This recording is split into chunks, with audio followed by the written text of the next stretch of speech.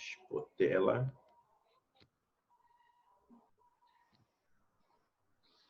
Compartilhar a tela. Bom, agora.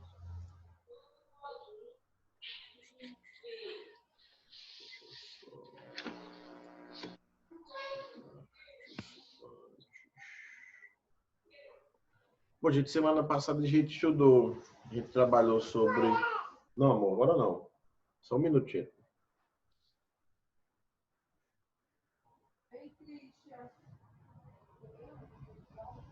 Vai lá, legal, vai. Bom, gente, semana passada a gente tratou sobre adjetivo, não é isso? Enquanto classe gramatical, uma das principais classes, aquela que auxilia ao substantivo, né? Dentro daquele ciclo das 5 classes que modificam o substantivo, tá certo? Que determinam o substantivo, o adjetivo tem um papel fundamental. Ah, quem está aqui que veio assistir aula aqui com vocês hoje. Tem um papel fundamental, tá certo? O adjetivo, ele por ter dois tipos, né? Restritivo e explicativo, que a gente viu na semana passada, tá bom? Ele tem um papel essencial para a informação, tá certo? Porque ou ele restringe ou ele limita a um grupo dentre vários, ou a um ser dentre vários, ou simplesmente ele abrange numa condição mais explicativa e esclarecedora do ser, tá certo? Então, ele tem um papel que se destaca nesse sentido, tá certo? Quanto à flexão deles, que é o conteúdo que a gente vai tratar agora, a flexão são as possibilidades de mudança, de alteração dessa classificação, ou perdão, dessa caracterização, tá certo? Assim como o substantivo, e por fazer parte daquele grupão das 5 classes nominais variáveis, ele vai admitir as 3 variações, as quais o substantivo também admite, com uma referência a grau, que eu farei depois, tá certo? Então, como variação, nós temos gênero, número e grau, gênero masculino e feminino, assim como o substantivo, número, singular, plural, também como o substantivo. Agora, o grau do substantivo é que é diferente do grau do adjetivo, tá certo? Bem diferente mesmo. Minha coluna! Enquanto o grau do substantivo trabalha com a perspectiva de aumento e diminuição do ser, o grau do adjetivo trabalha com o aspecto de comparação e intensificação e atenuação da caracterização do substantivo, que são os graus comparativo e superlativo, tá bom? Quanto ao gênero, os adjetivos... Me dê um minutinho. Cássia, desativar o som.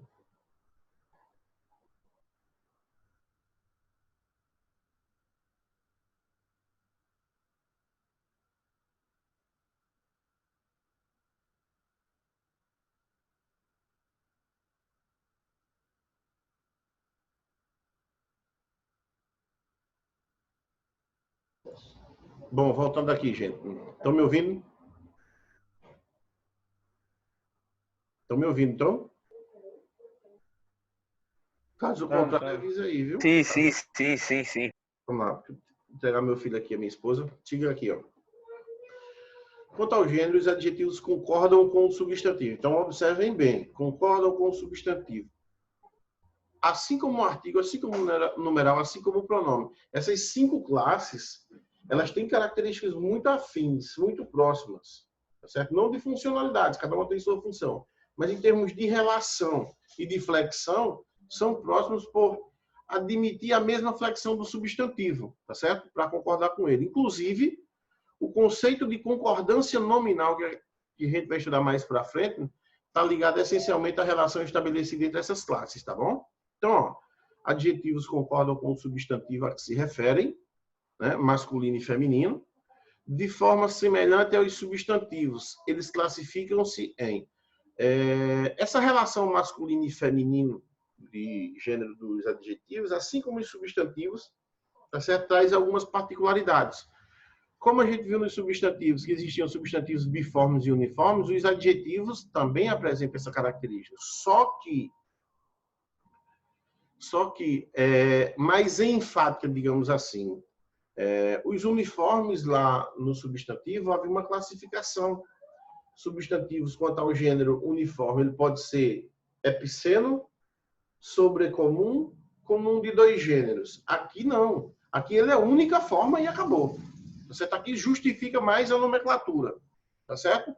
Os biformes, eles têm duas formas, sendo uma para o masculino e outra para o feminino, né? Ativo e ativa. Por exemplo, mal, má, judeu, judia. Então, veja que, se eu disser assim, dispositivo ativo, tá certo? Atividade ativa. Então, veja que para cada um deles é uma forma. Essa determinação é dada, essa mudança é dada a partir da desinência, da terminação da palavra, tá certo? Aquilo que a gente estuda lá em morfologia, elementos mórficos, tá certo? Mal, má, tá certo? Mexe também com a estrutura, tá bom? Então, assim como o substantivo aluno, aluna, desinências, homem, mulher, a própria estrutura do radical já designa essa biformidade, se assim puder chamar, tá bom? E judeu e judia, também mais uma vez a terminação auxiliando nesse processo, tá certo? Os uniformes, como o próprio nome diz, há uma única forma, tanto para o masculino quanto para o feminino, tá certo? Por exemplo, homem feliz, mulher feliz. Observem vocês que graficamente não há diferença nenhuma entre esses adjetivos, tá certo? Então, quanto ao gênero, eles vão se comportar dessa forma. Nos adjetivos compostos, aí eu chamo a atenção de vocês, tá certo? Nos adjetivos compostos, só o último elemento vai para o plural. Na condição simples, como a gente viu aqui, ó, formado apenas por um radical, tá certo? Formado apenas por um radical, ele vai admitir essas duas possibilidades, tá certo? Ou pode ser biformes ou uniformes, tá certo? Quando eles forem compostos, ou seja, formados por dois ou mais núcleos, no caso, 99,9% dois núcleos, tá certo? Só o último elemento vai para o plural. Aqui é uma diferença tremenda dos substantivos, tá certo? Enquanto que nos substantivos a gente viu que há a possibilidade de o primeiro flexionar, de o segundo flexionar, de os dois flexionarem, os adjetivos compostos comportam-se de maneiras diferentes. Tanto quanto a questão de número, tanto na questão de número quanto na questão de gênero, tá certo? Então, observem vocês que só o último elemento vai para o plural. Por exemplo, cantor norte-americano, cantores norte-americanos. Então, observa que o norte permaneceu no singular sem flexão nenhuma, tá certo? É óbvio que, quando a gente fala de adjetivo e de substantivo composto, a significação, ou seja, a parte semântica, é preciso que seja levada em consideração. Nos substantivos, principalmente, porque nós temos dois núcleos que são carregados de significado para formar uma outra significação para designar um ser, ou, no caso dos adjetivos, para caracterizar um ser, para assumir uma postura única posterior.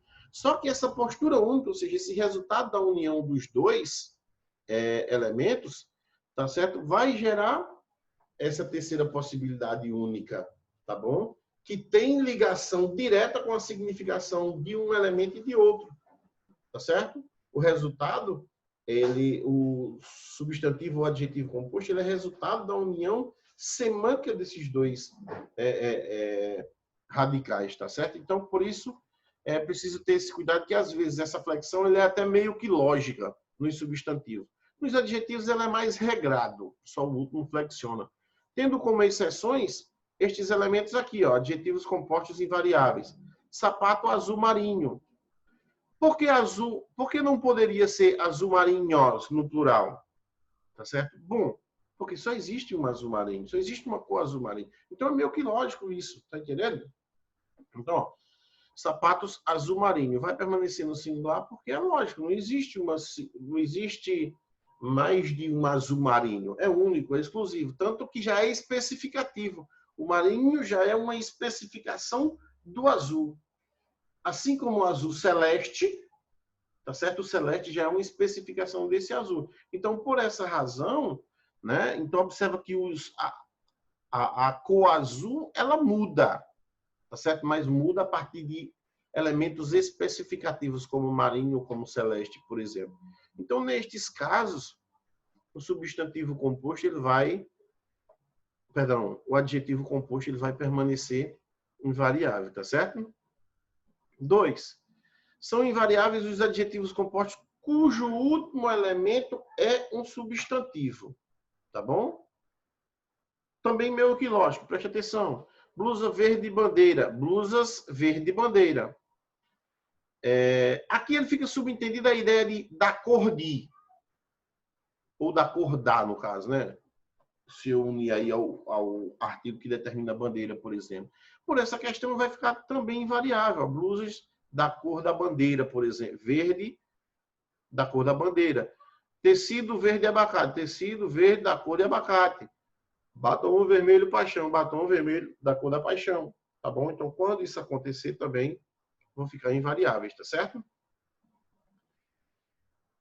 E se ficar claro essa da cor de, a presença da preposição também permanece invariável. Aqui, ó, os adjetivos compostos por cor mais de mais substantivo, tá bom? Blusa cor de rosa, blusas cor de rosa, continua a mesma cor. Aí a gente pode até levar em consideração o seguinte também, quando eu digo cor de rosa, se eu disser cor de rosas, vai denotar para a gente uma semântica diferente, tá certo? Porque cor de rosas, então poderia ser qualquer cor que se assemelhasse à cor de uma rosa. Então isso gera um problema do ponto de vista semântico, entendeu? Então por essa razão que para designar cor, essencialmente cores, tá certo? No caso a cor rosa, quando tiver a expressão cor de rosa, então vai permanecer invariável, tá certo? Se colocar no plural é possível, professor? Blusas cor-de-rosas? Claro que é possível. Agora, quando disser isso, cor-de-rosas, eu não estou falando da cor rosa, essencialmente, tá bom? A gente está falando cor de rosas, a rosa em si, tá certo? Pode ser verde, pode ser amarela, pode ser azul, pode ser vermelho, qualquer uma outra cor, tá bom?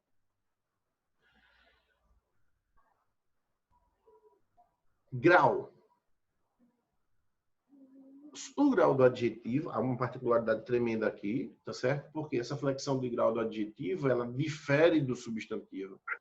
Observem vocês que na flexão de número e de gênero do substantivo só tem a particularidade de diferença entre eles no que diz respeito à flexão, quanto à questão do adjetivo composto, que a gente viu que a flexão é só no último elemento e traz essas particularidades que vocês viram como exceção. Já o grau do adjetivo é tudo diferente do substantivo, mas tudo, tá bom? Até do ponto de vista semântico, e principalmente do ponto de vista semântico, há uma diferença enorme. Por quê? Porque enquanto o substantivo ele trata do tamanho, do aumento e da diminuição do ser, o adjetivo não. Exceto o adjetivo vai trabalhar com a caracterização do ser. Como assim? Comparando dois seres em volta de uma característica, e aí há uma classificação para isso, ou ainda intensificando ou atenuando a caracterização do ser, também com algumas particularidades, as quais a gente vai ver em seguida, tá bom? É preciso ter até um certo cuidado em produção de texto quando a gente for usar alguns adjetivos flexionados em grau, para não gerar tanto problema, tá bom? Então vamos lá. Ó. Flexiona-se em grau para indicar a intensidade da qualidade do ser, tá certo? Então, são 2 graus. Quando a gente fala de grau, a gente tá, no adjetivo, a gente está falando de intensificação, tá certo? O quão é intensa aquela característica, tá certo? O quão é evidente a característica do ser. É meio que isso em termos de nomenclatura, tá certo? O quão é evidência. Agora, eu posso pegar essa evidência da característica e colocar, comparar com outro ser, se de maneira superior, se de maneira inferior, ou se, digamos assim, de maneira única e exclusiva? Pode ser. Por isso que há essa classificação dentro dessa possibilidade de flexão de grau. Então, são dois os graus do adjetivo, o grau comparativo e o grau superlativo, tá bom? O comparativo, como o próprio nome diz, ele faz uma comparação, tá certo? Comparam-se a mesma característica atribuída a dois ou mais seres ou a duas ou mais características atribuídas ao mesmo ser. Então, essas duas possibilidades. O fato é que, ao estabelecer essa comparação, tá certo? Ele pode determinar o grau a partir de um aspecto de igualdade, de superioridade ou de inferioridade. Ou seja, os dois seres podem ser comparados quanto a essa característica, tá certo? Ou seja, eu coloco a característica para os dois. Agora, pode ser comparado de maneira igual, de maneira superior do outro e outro de maneira inferior, enfim. Ou ainda eu posso pegar as duas características em relação ao ser. E aí as duas características, uma pode se sobressair em relação à outra, podem ser características iguais, tá certo? Ou uma pode ser inferior, ok? Então vamos lá, observe os exemplos. Ó. Sou tão alto como você. Esse como poderia inclusive ser substituído por quanto, tá bom? Então observa que eu e você somos altos. Tá certo? Ou seja, os dois seres são altos, apresentam a mesma característica. Observem vocês outra coisa, que o alto ele está lá, intacto, na forma básica. Tá certo? Não há terminação que crie que gere uma diferença significativa, tá bom? Não. Muro alto, casa alta, eu sou alto, você é alto. Então, o alto permanece com a mesma estrutura. Só que o tão e o como que aparecem aqui, e é comum no grau comparativo, a ideia de comparação estabelecida entre os dois seres em relação à caracterização, serem determinada por estas palavras que não têm uma classe gramatical definida, tá certo? Por funcionarem excepcionalmente como palavras denotativas.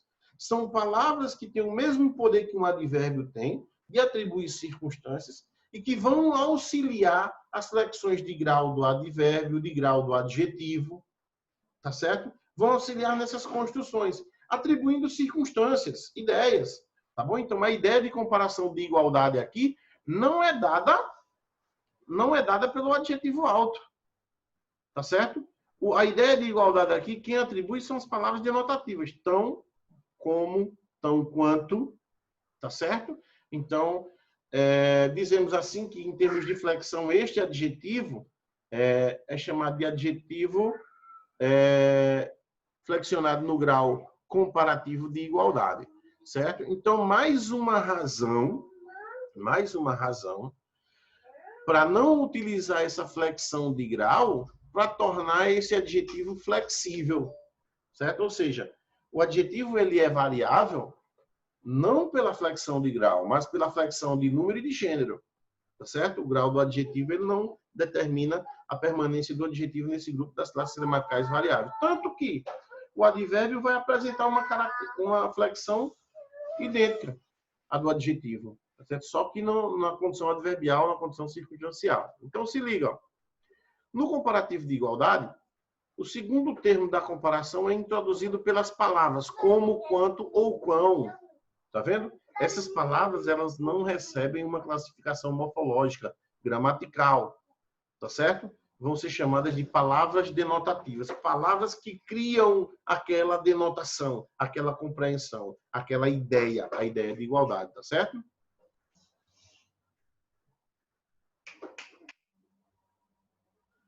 Aqui, ó, sou mais alto do que você, ou que você, simplesmente. O do aqui é facultativo, tá certo? Então se liga. Mais uma vez o alto. Observa que o alto de lá para cá ele não mudou, permanece. O que vai denotar, ou seja, o que vai gerar uma diferença na flexão de grau agora, na intensidade da caracterização dos dois seres, são as palavras denotativas que aparecem aqui, ó, o mais e o do que ou simplesmente que. Pessoal, me dê um minuto, por favor.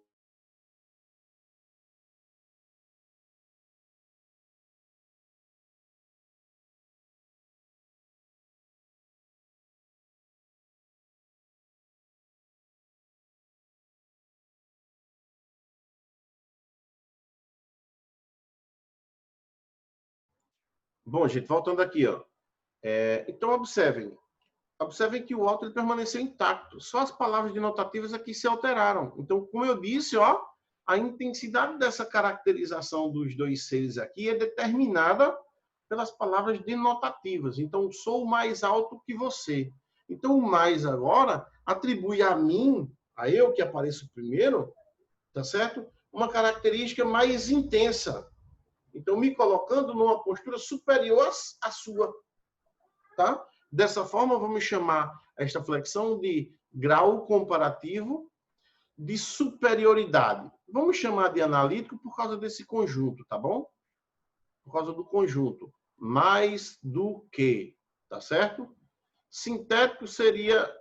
A gente vai ver em seguida, tá certo? Esse mais, ele não aparece, ele some, tá bom? Então, vamos lá. Grau comparativo de superioridade. Se é analítico ou sintético, é só a presença ou a ausência desse mais, dessa palavra que aparece antes, tá bom? Então, vamos aqui. No comparativo de superioridade analítico, entre os dois substantivos comparados, um tem qualidade superior. A forma é analítica porque pedimos auxílio a mais do que ou mais que, por exemplo. Há esta construção, há essas palavras denotativas, as quais eu falei para vocês. É possível que haja uma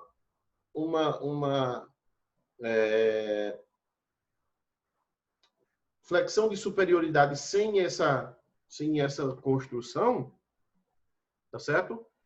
Sim, é possível. Então, ó, tanto que está aqui, ó, o Sol é maior do que a Terra. Então, não é essa construção mais do que, tá certo? Então, veja que essa parte mais, que é intensificadora, que digamos assim, que dá o up, por exemplo, ou que se for, no caso do menos, diminui, tá certo? Ela não aparece, tá certo? Então, tomemos cuidado quanto a isso, tá certo? Então, veja, o Sol é maior do que a Terra. Então, eu estou estabelecendo uma comparação, o maior continua aqui na sua forma básica, tá certo? E a Terra e a expressão do que a Terra em si gera a ideia de inferioridade. Então, o Sol é superior. Então, continua sendo comparativo de superioridade. Opa, peraí. Volta, cara. Isso. O que eu fiz aqui, ó.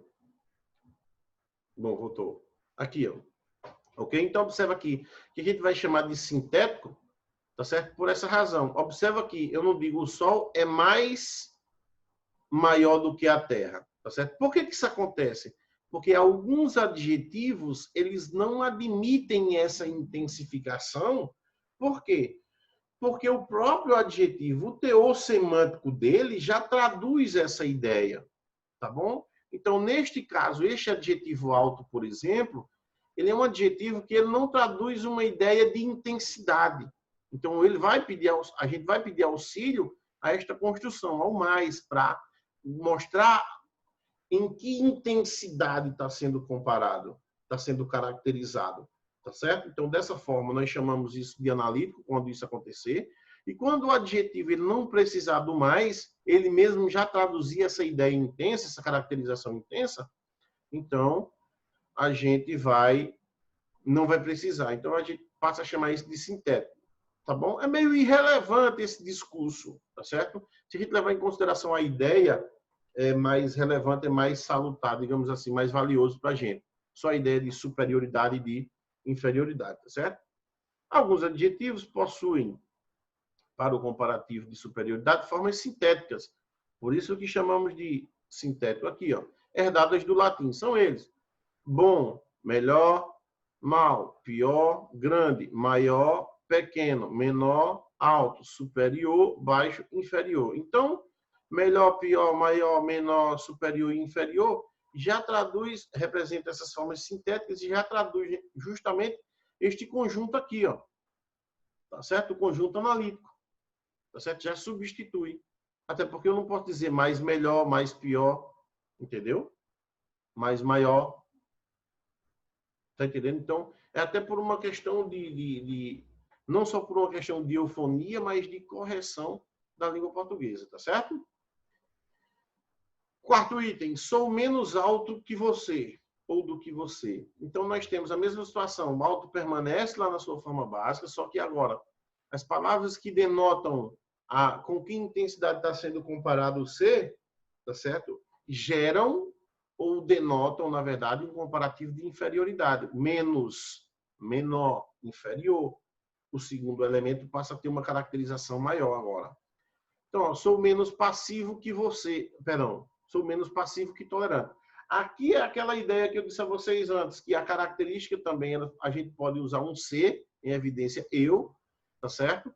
E utilizando agora duas características, tá certo? Então, de uma delas vai se sobressair sobre a outra. No caso, passiva aqui é inferior a tolerante. Então, por isso, nós vamos chamar isso de grau comparativo de inferioridade. Mas observem vocês que quem denota isso não é o passivo, não é o tolerante, não é o alto. É o menos que aparece nessa construção, tá certo? Menos do que, menos que, tá bom?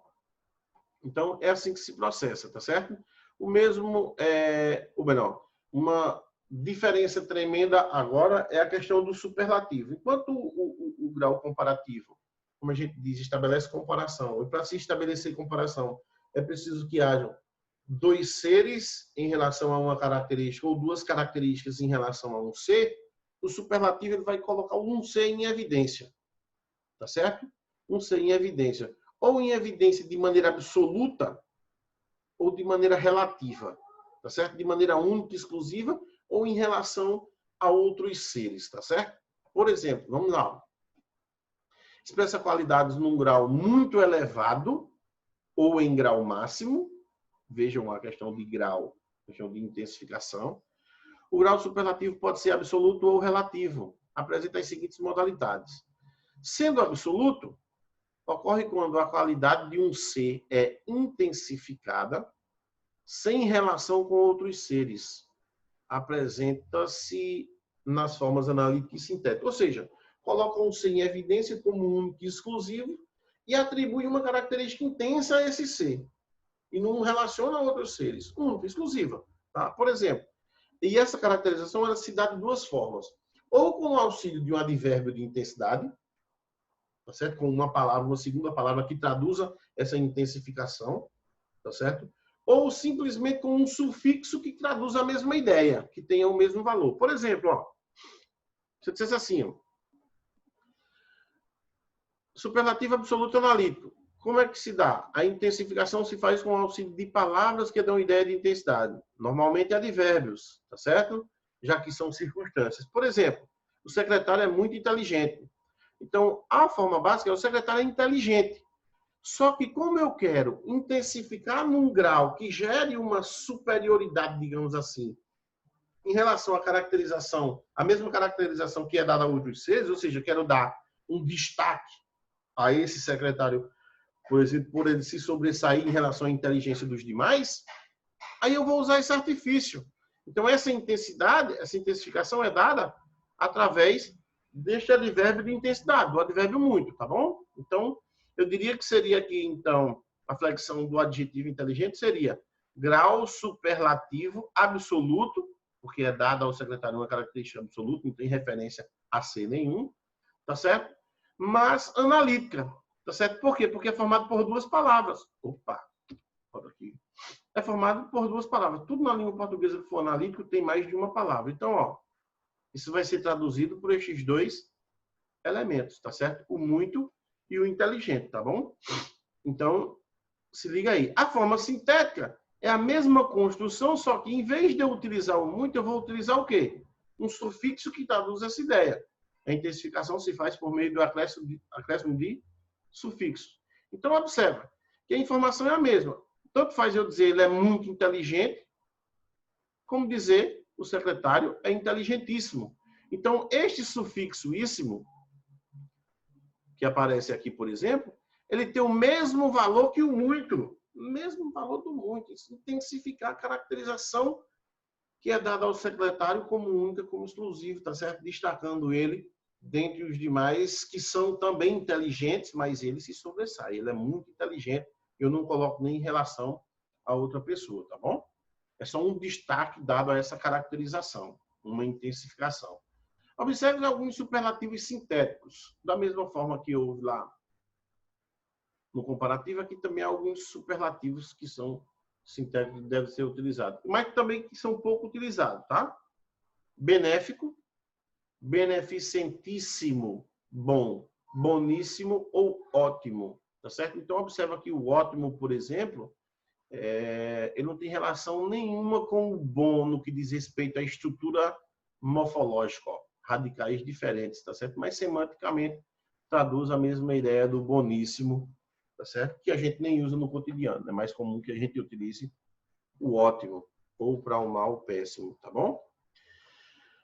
Isso no grau no absoluto. No relativo, há uma proximidade com a comparação. Proximidade não quer dizer que seja comparação, tá?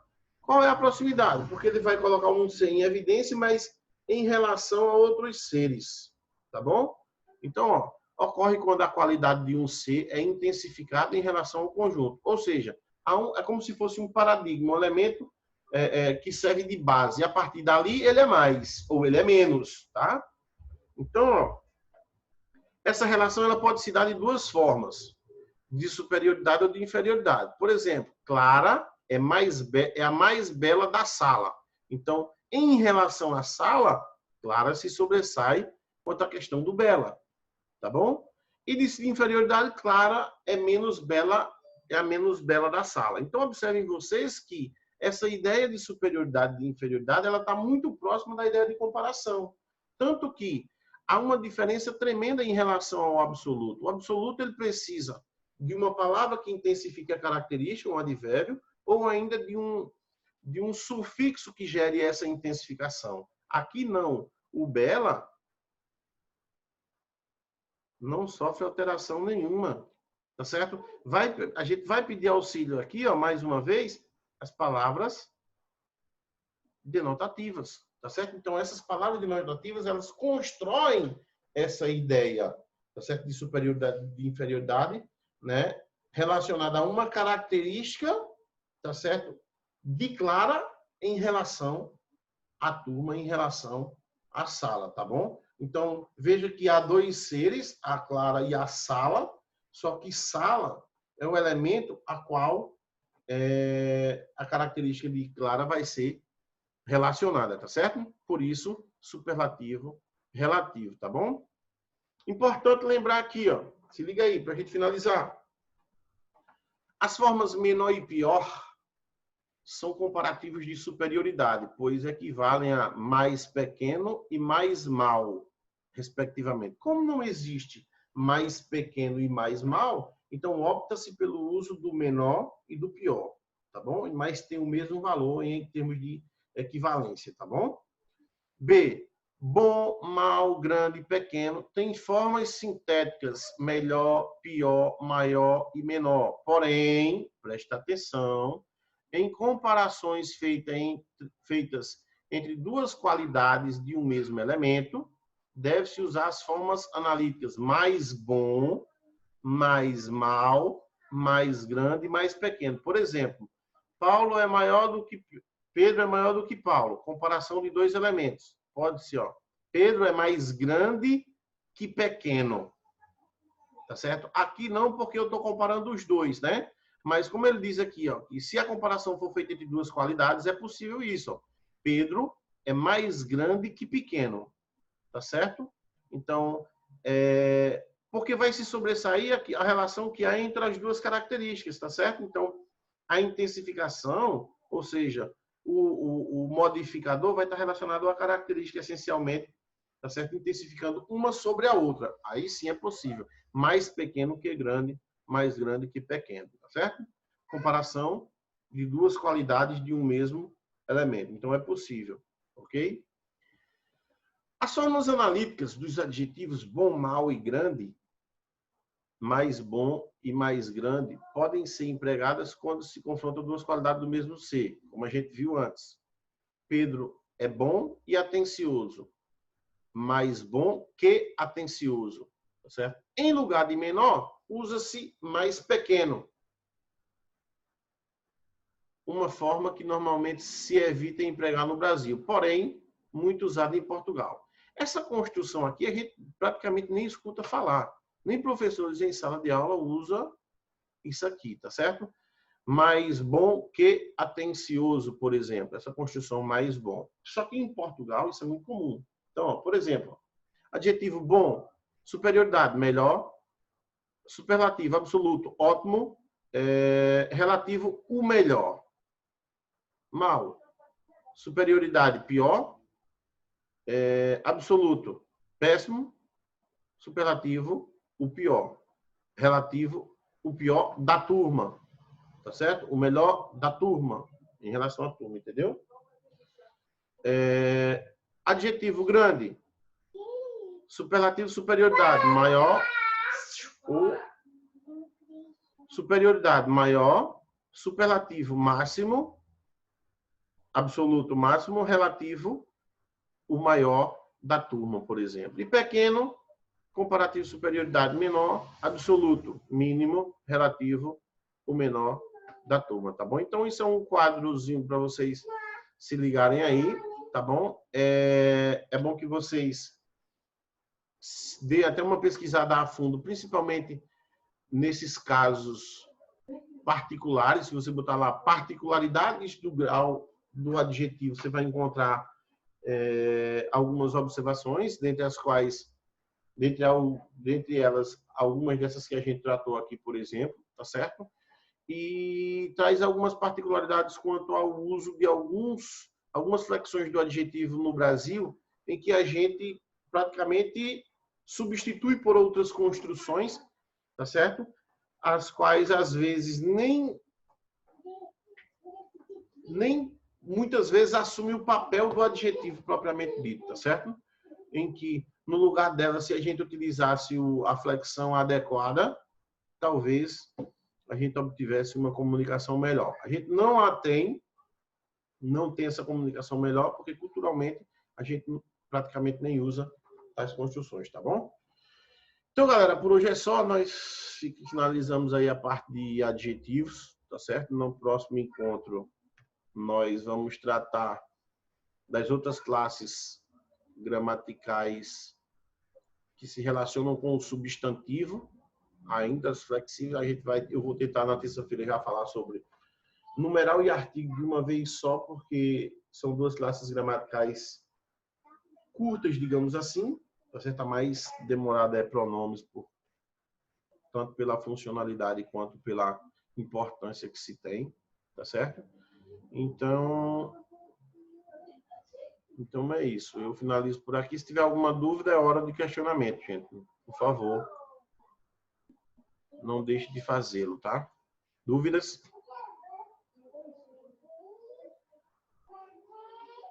Acorda, terceirão.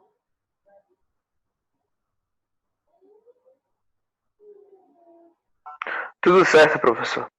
Então tá filé. Pois tá bom, gente. Abraço a todos. Até a próxima. Eu vou disponibilizar essa aula no canal. Quem perdeu aí ou quem teve problema com a internet, acessa lá no canal que vai estar. Vão em playlists que estão pelas datas, entendeu? Então estarão as playlists disponíveis lá de todas as aulas do dia, tá bom? Falou, abraço a todos. Cuidem-se.